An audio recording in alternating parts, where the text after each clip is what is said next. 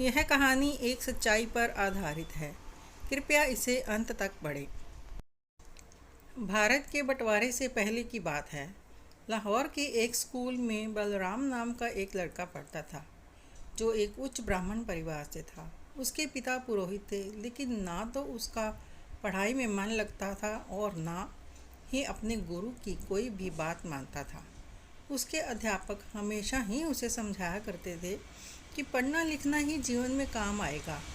उसके टीचर्स कहते थे कि कक्षा में सभी लड़कों से बड़े हो तुम।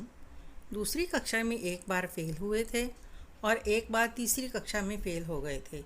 इस बार थोड़ा सा पढ़ लो ताकि अगली कक्षा में जा सको। लेकिन उस पर किसी भी बात का कोई असर नहीं होता था। जब भी मास्टर जी पढ़ाना शुरू करते, तभी उसे कोई ना कोई शरारत सूझती। कभी वह अजीब अजीब आवाज़ें निकालता या कापी में से पेज फाड़कर जहाज बनाकर उड़ाता।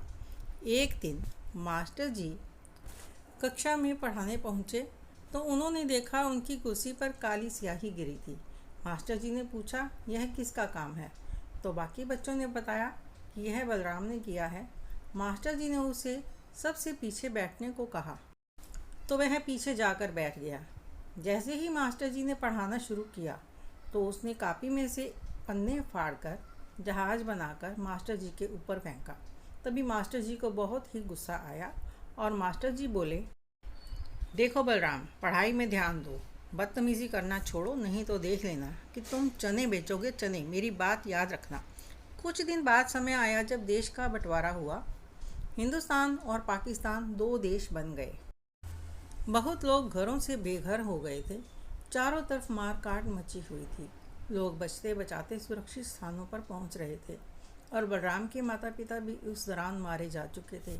वह अपने सगे संबंधियों से बिछड़ गया था।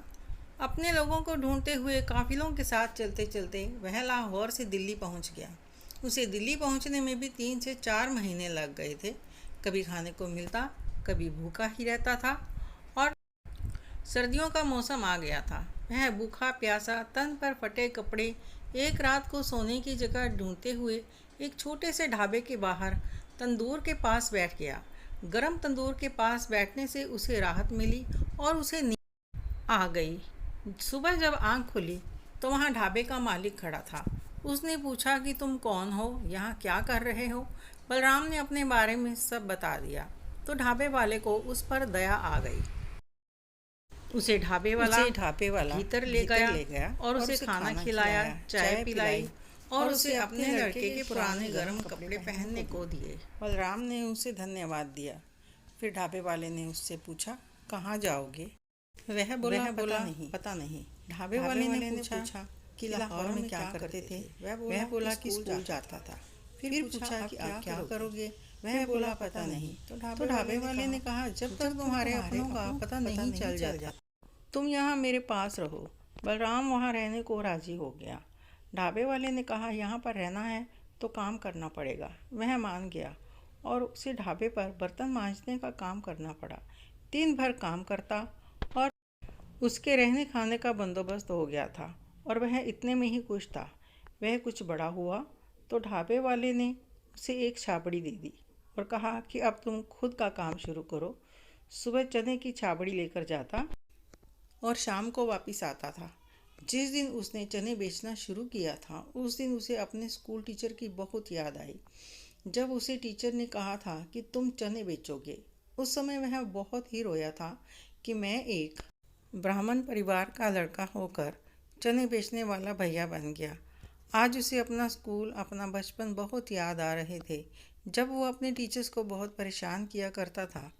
आज उसे समझ में आया कि कभी किसी की कही हुई बात सत्य हो जाती है।